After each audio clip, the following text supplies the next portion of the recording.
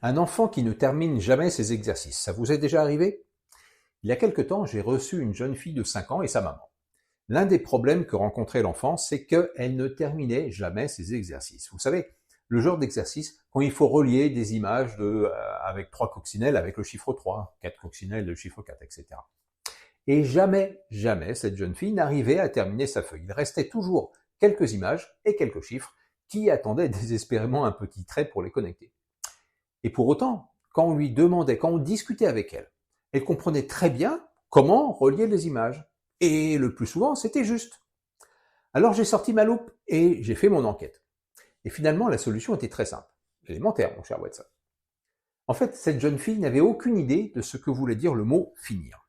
Un mot qui, de son point de vue, ne voulait rien dire. Alors nous avons fait la maîtrise de ce mot. Et je lui ai tout candidement montré 2 questions que la jeune fille pouvait très facilement se poser à elle-même. 1. Est-ce qu'il y a encore une image qui n'est pas reliée? Alors je dois trouver avec quoi la relier. 2. Si toutes les images sont reliées, alors l'exercice est fini. Et elle a bien intégré et par la suite, elle a réussi à terminer tous ses exercices. En fin de compte, une solution très simple a suffi à aider cette jeune fille. Élémentaire, n'est-ce pas, Watson? Alors, si un enfant n'arrive pas à faire un exercice, posez-vous la question de ce qui n'est pas compris ou de ce qui est mal compris par l'enfant. Et parfois, c'est difficile à soupçonner. Une question de point de vue. À bientôt.